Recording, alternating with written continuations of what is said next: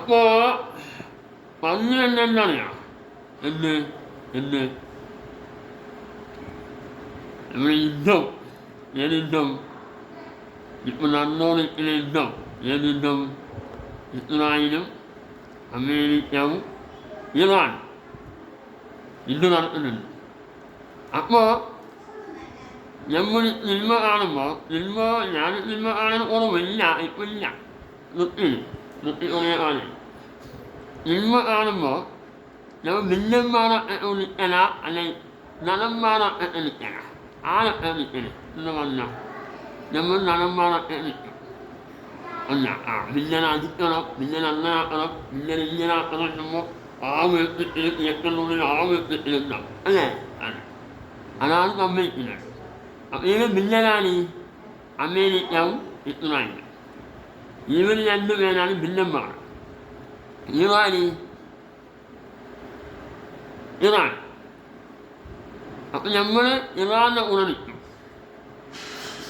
അതാണ് സംഭവിക്കുന്നത്. നമ്മൾ ഇറാനെ ഉണർത്തണം. ഇറാനാണ് ഹീറോ. ഇവന് വില്ലന്മാർ. ലോകത്തിലെ ഏറ്റവും വലിയ ഭീകരവാദിയാണ് ഇവന് രണ്ടാണ്, ഇസ്രായേലും അമേരിക്ക. അല്ല, അപ്പോൾ ഇറാനെ മാറ്റില്ല രാജ്യത്തേക്ക് കണ്ടേക്ക് മിസൈൽ നടക്കുന്നുണ്ട്. മിസൈലല്ല, ഓല പൊട്ടിട്ടം നടക്കുന്നുണ്ട്. കണ്ടറിന് ഏതൊന്നൊരു മിസൈൽ ഇറാനിലേക്ക് പോയാൽ പിന്നെ എന്ത് സംഭവിച്ചു? അപ്പോൾ ഇസ്രായേലും അമേരിക്കയും ഈ കണ്ടറിന് ഒരു മിസൈൽ പോകാൻ വേണ്ടി ഒരു ലാഭപ്പാടിന് പണിയെടുക്കുന്നുണ്ട്. ഇവരോട് പറയുന്നത് തിരിച്ചടിച്ചാൽ നമ്മൾ പട്ടിണിയാവും, എല്ലാം പട്ടിണിയാവും, മാറും എല്ലാ പിടിപിടിയാവും. അല്ല, ഇറാനും വിടല, ഒന്നാടിക്കും. അടുത്താണ് എല്ലാ രാജ്യവും പിടിപിടിയാവും. പിന്നെ നല്ല മാറാവും.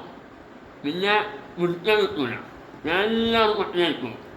പക്ഷേ മുന്നേപ്പോലും വെള്ളമിട്ടാവും അടിച്ചിട്ട് ജീവിക്കുന്ന ആൾക്ക് ഇതൊന്നും പറഞ്ഞാൽ മനസ്സിലാവില്ല. അതൊന്നും മനസ്സിലാവില്ല. അപ്പം ഇതിനെ ലോകം പറയണം, അറിയിക്കണം. ലോകത്തെന്താ നമ്മൾ ഇന്ത്യയുടെ ഉള്ളിൽ മാത്രമല്ല, ലോകത്ത് എന്ത് നടന്നാലും നമുക്ക് സംഭവിച്ചു എന്നൊരു ഓർമ്മ നമുക്ക് വേണം. അതുകൊണ്ടാണ് നമ്മൾ ഇറാനും സപ്പോർട്ട് നിൽക്കുന്നത്. എന്നാണ് ഒറ്റാൾക്കാണ് ഇസ്രായേലിനും അമേരിക്കക്കും സപ്പോർട്ട് നിൽക്കുന്നത്. എന്തിനും അവർക്ക് സപ്പോർട്ട് നിൽക്കുന്നത് എനിക്കറിയില്ല. അവർ വില്ലന്മാർക്ക് സപ്പോർട്ട് നിൽക്കുന്നത് ഞാനൊന്നും എനിക്കറിയില്ല. എന്ത് കണ്ടേ